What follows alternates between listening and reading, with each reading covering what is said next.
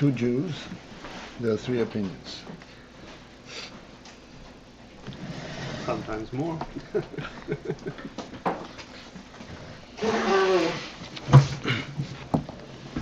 So it was Baruch and Avram. No, Baruch and Yehuda. And Avram was also ran. Yeah. That's Yoda, and Kitzur, one said helem is the source of everything. The others, what did they say? No. We went to like hours last night. We might get stuck. Yeah. Say the Kitzur. Hours? All the guts were spilled out. What are you talking about, hours?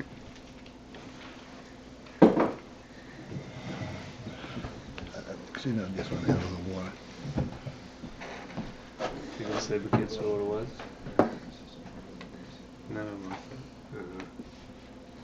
Neither one? Not on one foot. No on one? Not Not neither foot. It was a combination of. Because Avram asked me on Shabbos, and I said they're probably both wrong.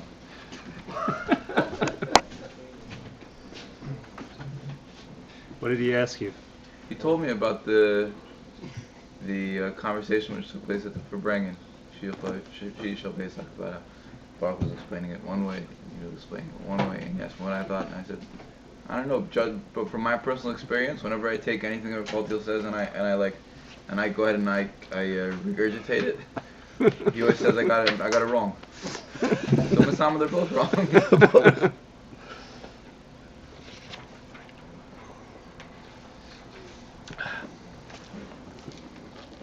Diplomatically, you can say they're both a little right. The rule in Torah is to say I fully understand it is always wrong. To say I don't understand at all is always wrong. Mm-hmm.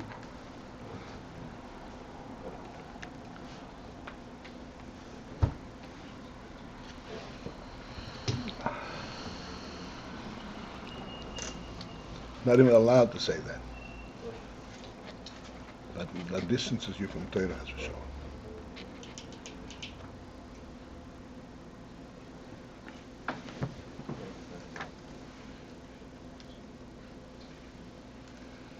All right. We are going to start from the line begins with kuli. That is 8 lines from the top.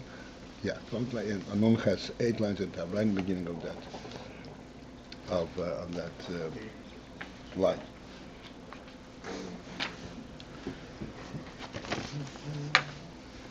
The principle of helem and gilui, which we already discussed it sufficiently, I believe,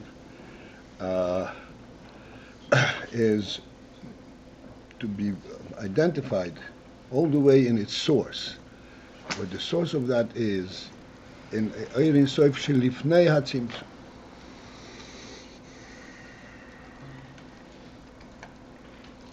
Lifnei hatzimzum means the Ayin soif as it tells unto itself, not as it. Lifnei hatzimzum means it's not a hamshocha, not something that comes through a certain conduit. It's the Ayin soif itself. Within that there is also this Indian helem and gilui. Ayin soif that aliyah zorotzin, and Ayin soif, and then the aliyah zorotzin. The Ayin soif lifnei aliyah zorotzin already contains the Indian of the rotzin l'elamus. It's shaykh to that. And therefore the rotzin is an emanation coming from that helem. This is the principle that we trained helem and gilui. There is a different kind of helem that does not result in gilui, because it does not have it cannot relate to gilui at all. This is the helem be-etzem. Then there is helem and gilui, the helem of the gilui. the helem of the gilui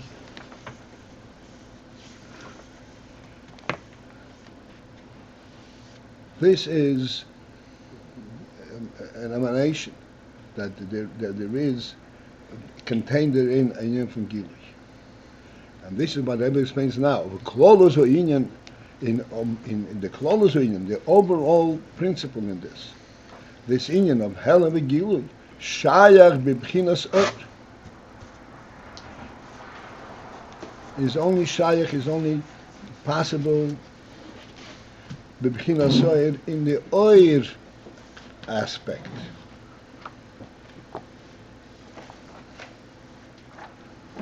And he's going to elaborate. The hainu, which means to say, be'erech b'chinas oir v'gilui. That which is be'erech, that which is within proximity of the union of oir and gilui. Because again, we're going to elaborate a little bit after he gives us the other part of it. And this is all possible only in the union from oir, which has an element of gilui. V'shayach boy, and within that oir is shayach. There it is possible to be spoken of b'chinas helem. That in that oir there is a union from helem. there is the union from gilui, and in that oir there is a union from helem.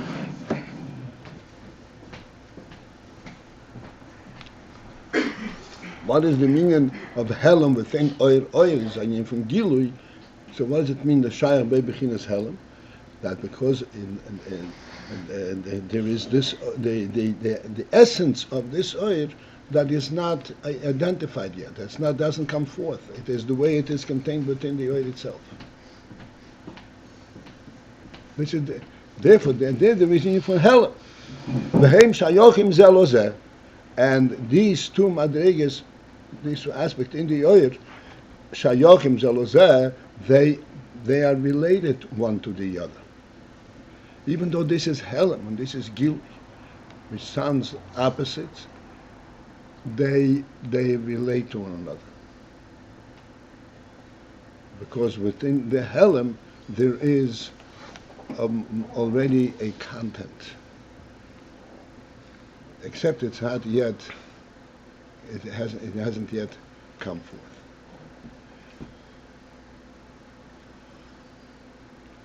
Again, we'll come back to this to explain the entire implication of these two lines.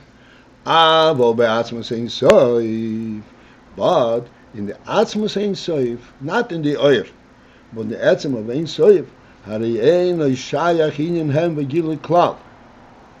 There, the whole inyan of helem v'gilui is not shayach. The whole inyan of helem v'gilui is not shayach.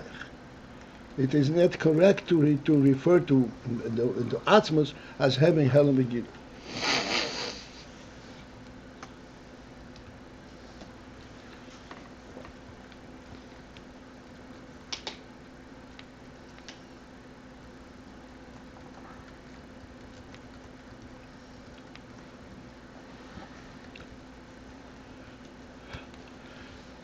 Okay, this is going to continue on to elaborate this. This is bringing on the psukim and so forth.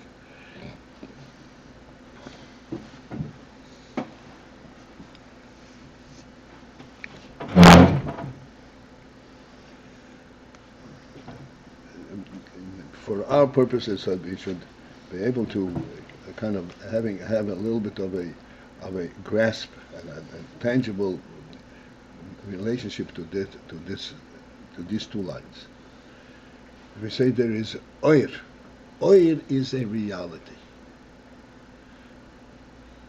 Like we said many times, the union of sunlight, of the light emanating from the sun.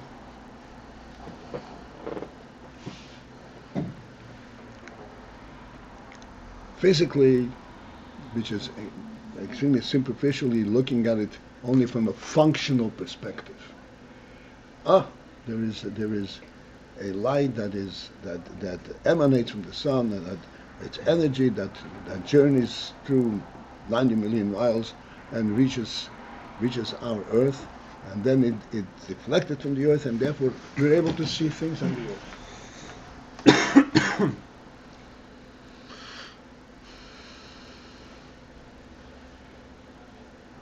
This is, well, as we said, this is just a functional light. This is not light in essence. This light, it exists only on the functional level, which conceptually is not different than finding out about the table by walking and hitting it. Oh, yeah, there's a table. Well, I can, you know, I'll get hurt if I walk through it. Not that I can recognize the presence of the object as a reality, as something that really exists, that really belongs to you. There's a truth about it.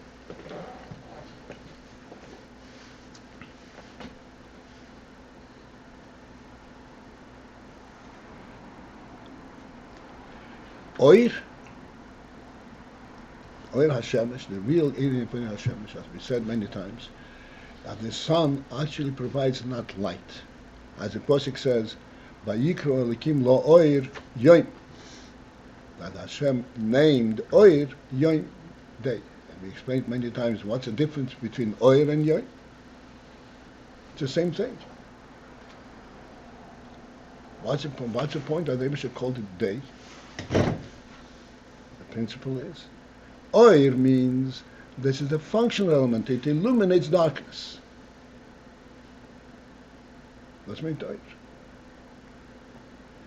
But in real truth, the Indian that Beis created light in the world is not a light that illuminates darkness, but a light in an essential reality, as real as darkness itself. Oir v'choshech. As real as darkness itself. Each one has their domain, and each one has their own name. They're not dependent upon one upon the other.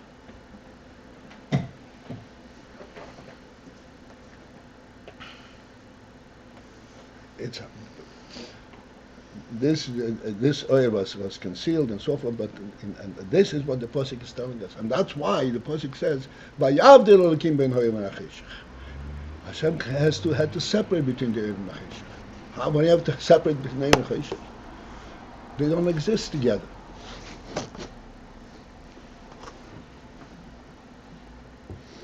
They move dolim automatically. Oir dissipates the darkness. So the Oir and Cheshech mishamshim ba'arvuvia. Rashi says. Oir and Cheshech were there together ba'arvuvia. Because that Oir and Cheshech, the essential element of Oir and Cheshech, yes, indeed, they can coexist. A completely different concept. Day and night, and light and darkness are not the same thing. Day and night represent the reality of light and darkness. Light and darkness per se is only the functional element.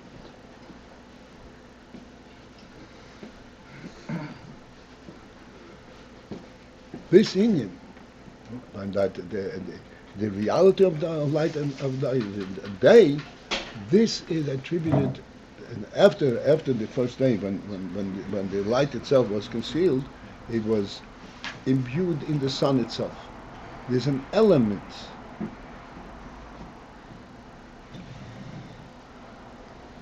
even in our own experience, just to give us a little bit of a handle. We know that the horizon lights up, and we have light way before the sun actually rises. Dawn, right? Way before. Then there is Zrichet Hashem, and then the sun begins. What's the difference? The difference is that before that it is light that contrasts, that it dissipates darkness. When the sun rises, it's not dissipating darkness. there is no darkness. This is the Indian from the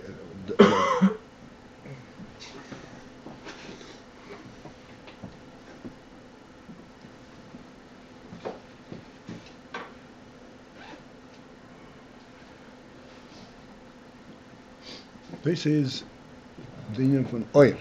Now,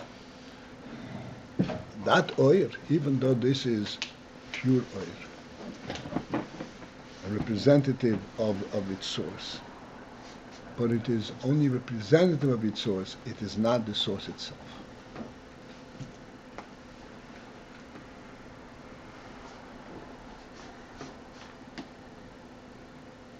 Oil is representative of the source.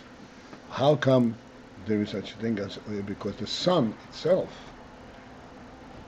the light in the sun, and the sun itself, is not comprised of darkness and light.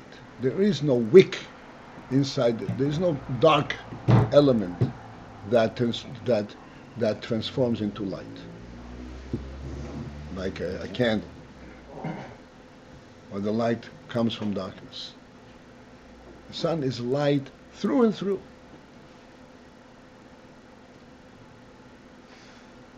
As we said many times, it's not due to consumption of fuel. This is what the sun is. They should put into the sun an element of sun, a light. There is only sun there.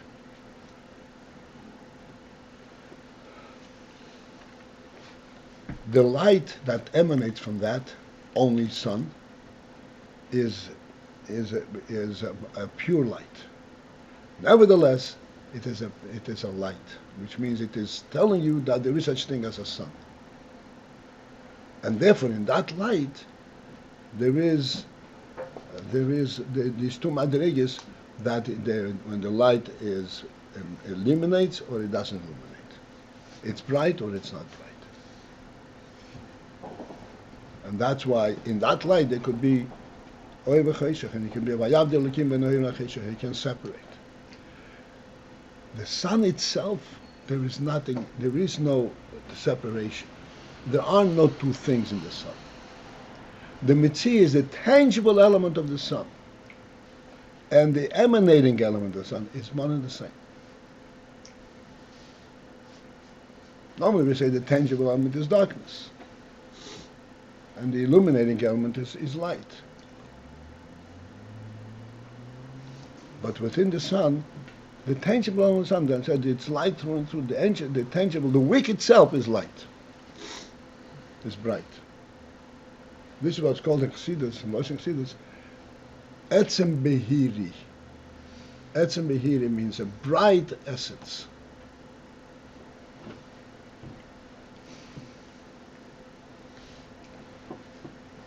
And this be-etzem behiri is a completely different.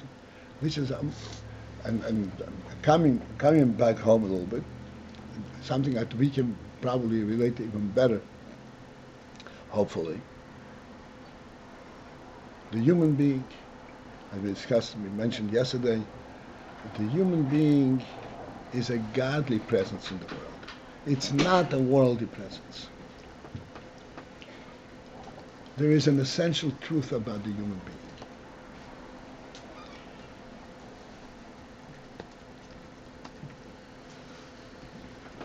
Interesting, just to point out.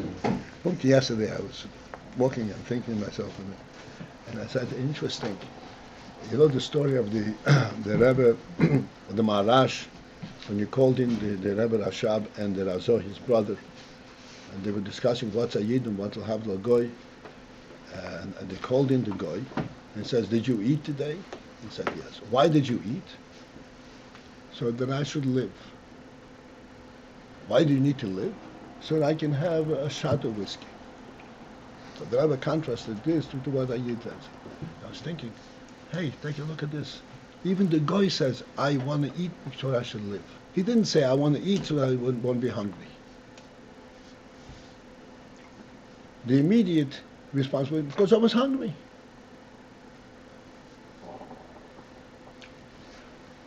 That would be the animal answer. This is the difference between the goy and the animal. Even the goy senses, I eat because I want to live. But I want to live. That's already a different perspective. But still, he considers that he wants to live, because a human being, even a goy, has sechel, and sechel gives him a different perspective. What is this all about? I want to eat so I can live.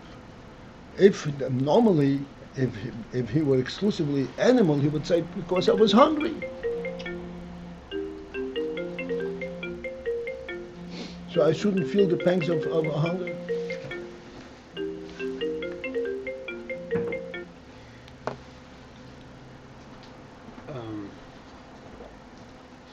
Just one second. I just want to finish this thing otherwise.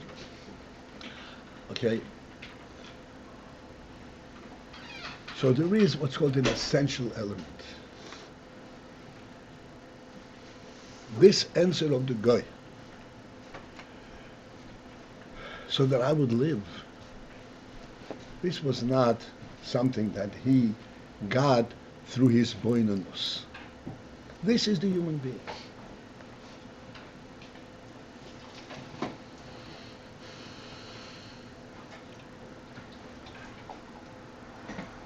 He identifies with the intangible aspect of his existence, rather than the physical and tangible aspect of his existence.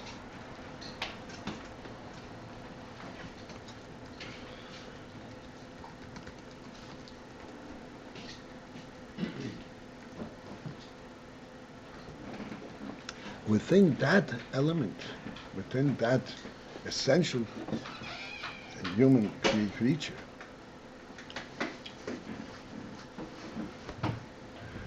there is only one reality.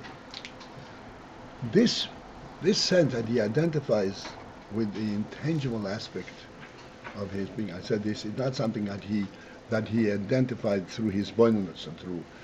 This was a simple guy that had nothing. He didn't even know the alphabet.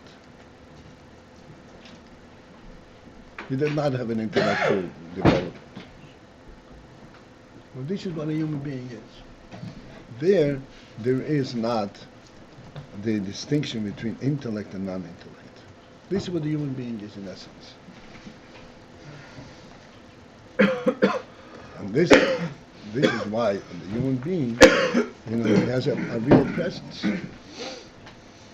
And so in the world, he has a real presence.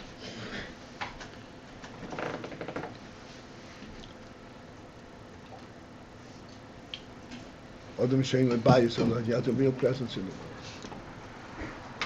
world. This is beyond the oir. When a human being, and we said, there is oir coming along with the human being. What is the oir? That when he comes into his home, he automatically occupies the entire home. His presence emanates everywhere. This is the oir of the human being.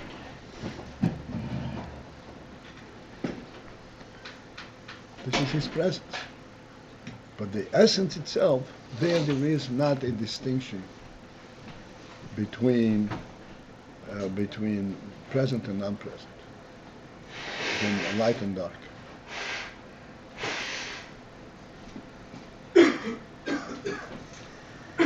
This is what we're saying, that in Atzmus ain't soil. But there, to speak in terms of oil and helem, the gilui is not applicable.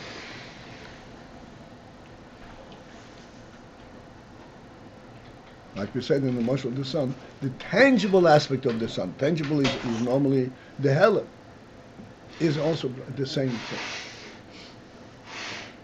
Etzem behavior.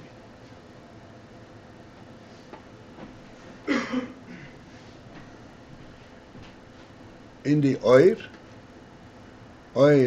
is that which represents it. It says, yeah, oh, this is a real presence. This is the oir. There is helem begilui. Like we said, that the minute you speak in terms of a home, This is where the oil of the human being. In a home, automatically there is the helem gilui, there is the essence of the home, and there is that which populates the home.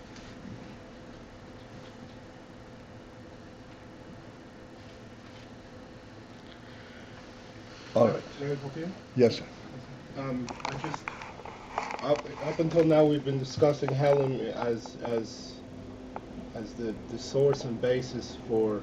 We've been discussing helem as the source and the basis for the gilui, and now we're saying in the etzem it's not shaykh helem and gilui, and the beer is that the tangible aspect is.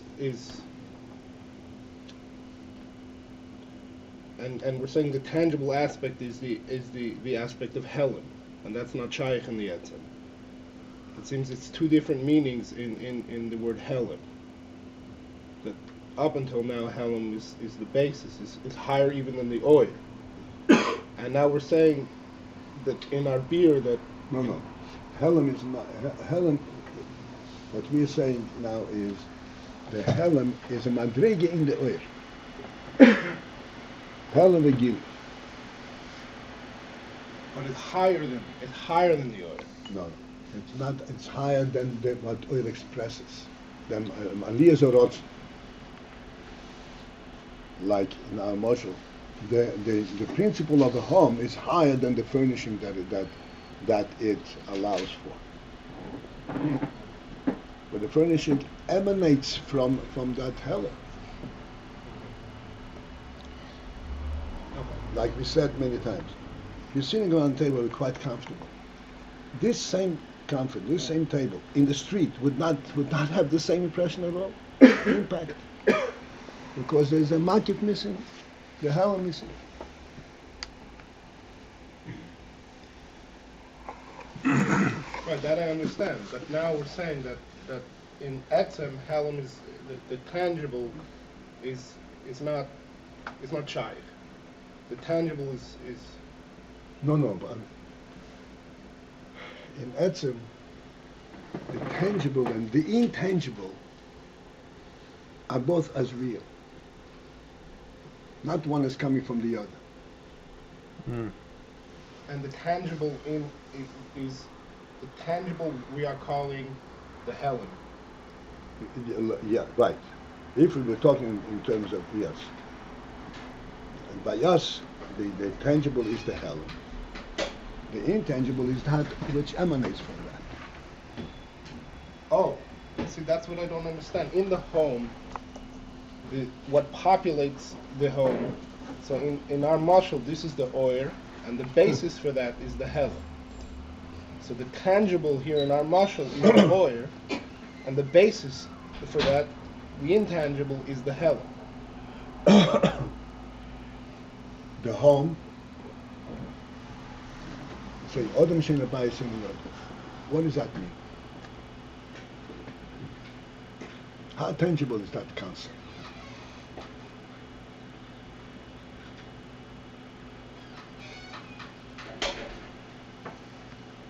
Fine, it's not tangible at all. The furnishings? That's very tangible. But we're saying the furnishings are the oil. Yeah. So the tangibility is the oil, and the intangibility is the helem.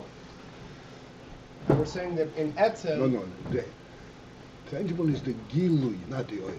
Both are in oil.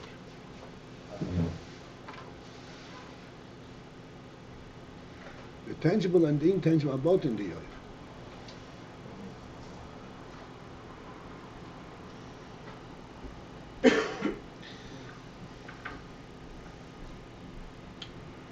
Helem gilui, yeah. Still missing how in the sun itself we're saying that the or the ha'ir as well as the or day or are equal, and also in the mashal of the goy he said I want to live, and then he said, well, why do you want to live? Because so that seems almost like the I want to live is a helem for he derived why he wants to live from I want to live.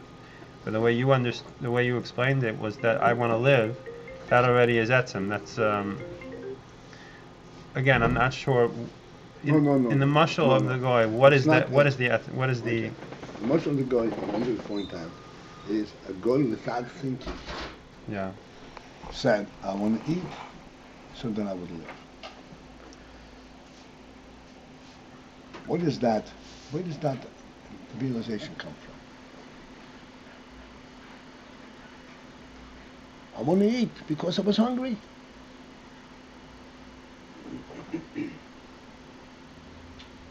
In other words, what initiated this eating is not the hunger pain, the physical feeling. There is some kind of a human and a spiritual aspect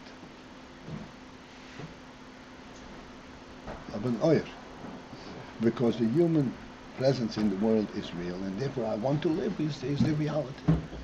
It's not secondary to his presence. That's or. That is the oyer of the human being. Okay. Within that oyer there is helem and gilui. There's why I want to. There's the identification of the components. That's right, the component, and then the essence. And what's the high? What's higher than both of them? What's the etzem? The essence of the human being himself. Where did he get that idea from?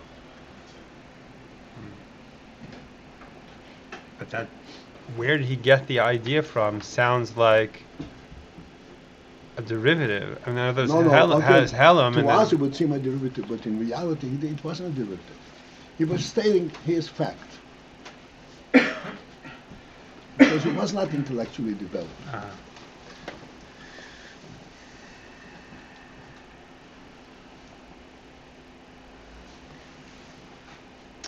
So what does it mean that it's not shaykh to the whole inyan of helem and gilui? In other words, he stated a fact, and then from that fact, then No, but this fact itself, yeah. does it contain helem and gilui?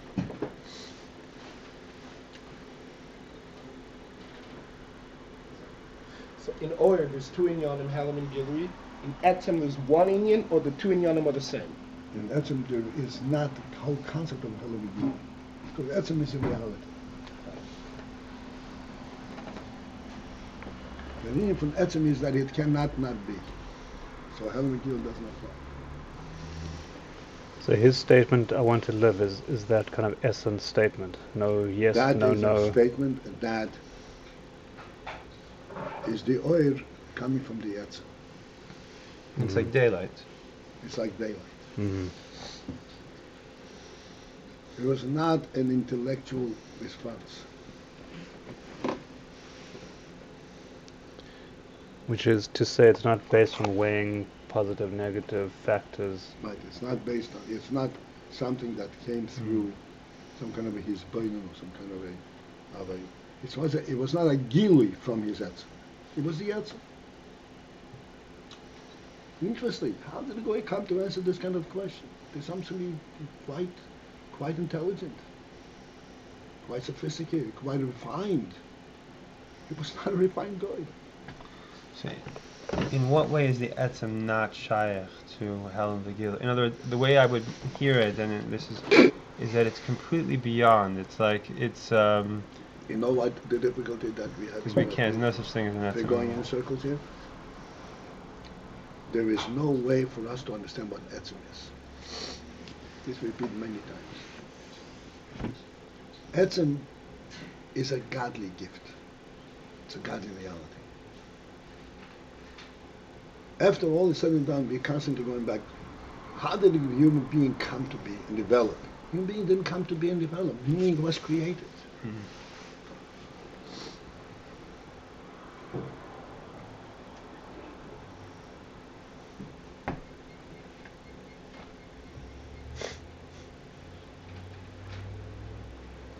It's interesting.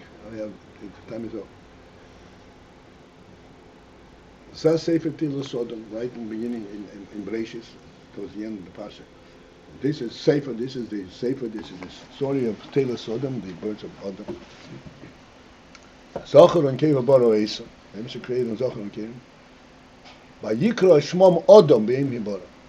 He named them Odom on the day when they were created. What does this pasuk say?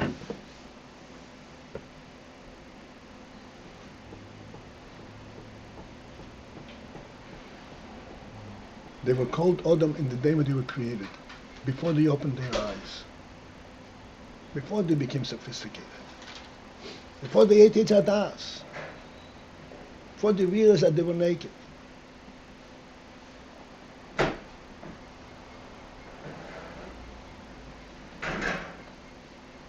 They gave him a name. All the Chayes in Heim is Adam Rishon named. Adam, the Rebbe himself named. Because the Chayes in Heim are present in the world on a functional level, on a worldly level. Adam is not present on the worldly level.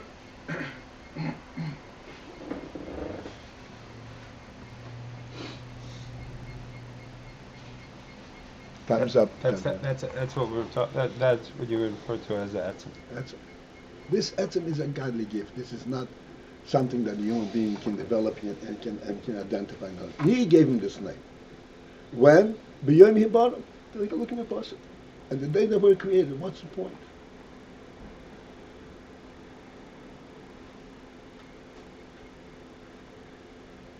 They gave him a name, Adam. After that, they developed, they grew up, they became intelligent creatures. They say, no. B'yom he bought him, they called him Adam.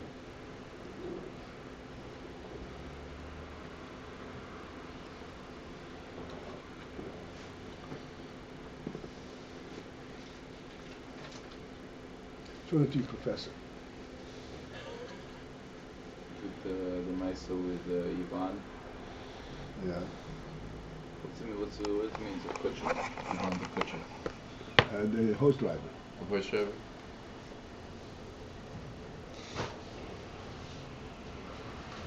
No, but son, the pasuk says he called them being in the day that they were created.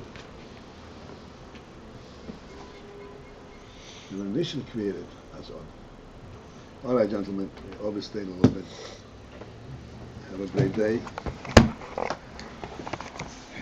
As usual, we are going to get together in Nissan for the sechel this evening, approximately an hour prior to the evening.